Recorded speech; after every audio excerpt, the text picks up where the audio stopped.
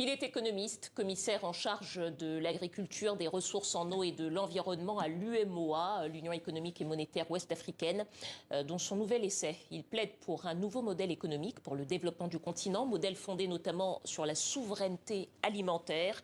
Son nouvel essai est intitulé une solution pour l'Afrique, du néoprotectionnisme au bien commun. C'est aux éditions Odile Jacob. Kakonou Boukpo, bonsoir. Bonsoir. Soyez le bienvenu sur le plateau du Journal Afrique. Alors, c'est un essai de presque 300 pages dans lequel vous plaidez pour un nouveau modèle économique pour l'Afrique. En quelques mots, de façon assez schématique, quels seraient les principes sur lesquels se fonderait ce nouveau modèle économique? Oui, trois principes qui me paraissent fondamentaux. Déjà, préserver nos biens communs, nos forêts, nos terres, nos lacs, qui font l'objet de beaucoup de prédation à l'heure actuelle. Deuxième principe, se protéger d'une concurrence déloyale vis-à-vis du reste du monde. Il faut savoir que quand le producteur américain travaille pendant 1 heure, il produit 400 fois plus que le producteur africain, mais il n'a pas 400 fois plus de coûts de production. Donc, quand vous les mettez sur le même marché, le producteur africain, il disparaît. Et puis, troisième chose, l'emploi pour nos jeunes. Nous attendons sur les 40 prochaines années 600 millions de jeunes sur le marché du travail, et à raison de 15 millions par an. Et pour ça, nous ne pouvons pas continuer ce que nous venons de voir, c'est-à-dire exporter la matière première sans la transformer sur place. Et du coup, ce que je propose, c'est un modèle auto-centré, c'est-à-dire que c'est le marché africain qui doit être le moteur de la croissance africaine. On ne doit pas produire pour le reste du monde. Pour une raison simple, nous avons toujours été, quand je dis nous, c'est l'Afrique, la variable d'ajustement du système économique mondial. Et donc, ce que je propose, c'est vraiment changer de cap, sortir du néolibéralisme mortifère dans lequel nous sommes depuis 40 ans. Alors, deux mots reviennent dans cet ouvrage. C'est le néoprotectionnisme que vous appelez de vos voeux et la souveraineté, notamment la souveraineté alimentaire. Est-ce que ça veut dire que le modèle économique que vous proposez pour le développement du continent tournerait le dos au libre-échange? Clairement. Je vais vous donner un exemple. Les Américains protègent leurs agriculteurs. Ils les soutiennent. 37 000 $ par an, par actif. C'est 820 fois plus que la Tanzanie, qui donne 46 $ par an, par actif.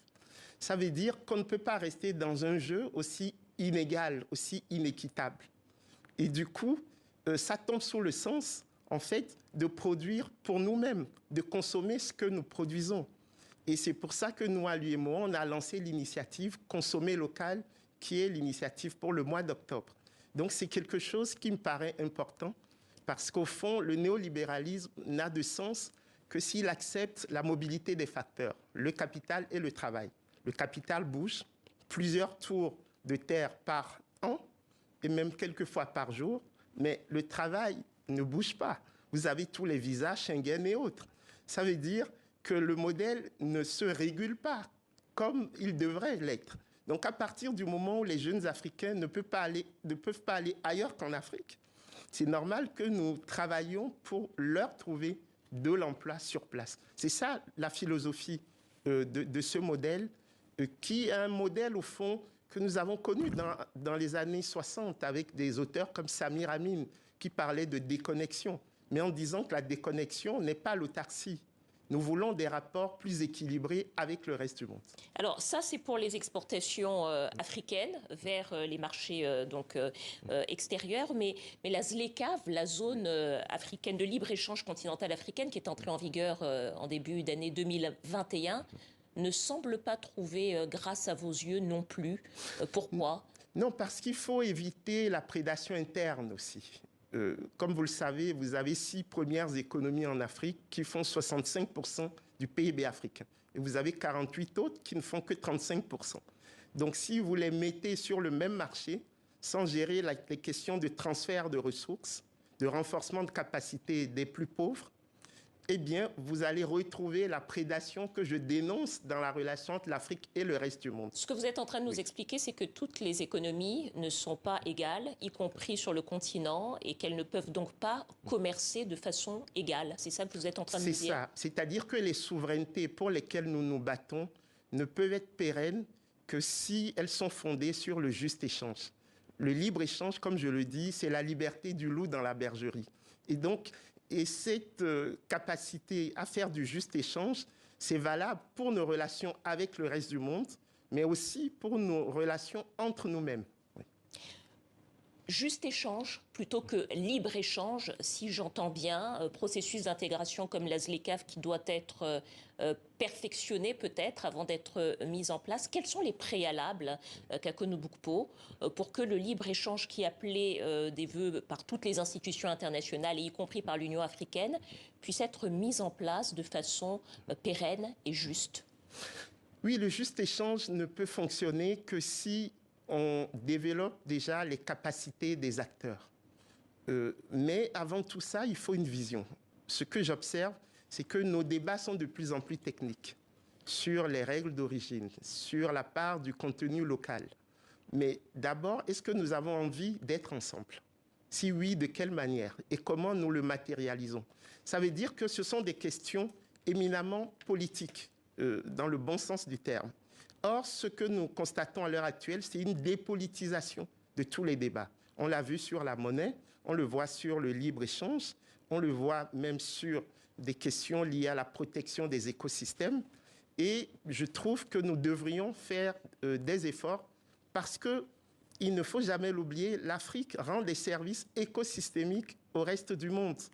Et nous n'avons pas de rétribution pour ça.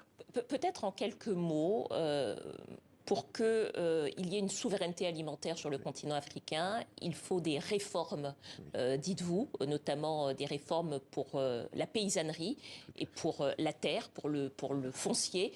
En quelques mots, qu'est-ce qu'il faut changer pour que cette souveraineté alimentaire fonctionne? 3 choses. Il faut augmenter la productivité. Nos rendements stagnent. Ça veut dire une révolution agricole? Oui, il faut faire la maîtrise de l'eau, il faut l'avoir. Il faut augmenter la recherche variétale. Il faut que les itinéraires techniques soient bien suivis par nos paysans. Deuxième bloc, les services à l'agriculture. Le crédit, l'agriculture, c'est un secteur qui n'est pas financé en Afrique. Il faut arrêter ça. L'assurance, le stockage, les pistes rurales, la structuration des organisations paysannes pour qu'elles puissent avoir une part équitable de la valeur qu'elles créent. Et enfin, les politiques agricoles. Il faut protéger nos agriculteurs. Alors peut-être une dernière question en quelques mots, il nous reste peu de temps. Cette politique que vous préconisez, pourquoi est-ce qu'elle n'est pas mise en place par l'UMOA? Je rappelle que vous êtes commissaire en charge précisément de l'agriculture, des ressources en eau et de l'environnement pour cette institution. Oui, nous sommes à l'œuvre et nous avons défini 5 filières prioritaires sur lesquelles nous travaillons et puis nous faisons la concertation avec les États parce que c'est quand même le principe de subsidiarité. Nous coordonnons, mais ce sont d'abord les États qui sont les premiers responsables de l'agriculture et de leurs citoyens. Kakonou Bokpo, économiste togolais, commissaire en charge de l'agriculture, des ressources en eau et de l'environnement à l'UMOA. Merci beaucoup d'être venu sur notre plateau. Je rappelle le titre de votre livre, Une solution pour l'Afrique, du néoprotectionnisme au bien commun, aux éditions Odile Jacob. Merci à vous. C'est la fin de ce journal. À demain.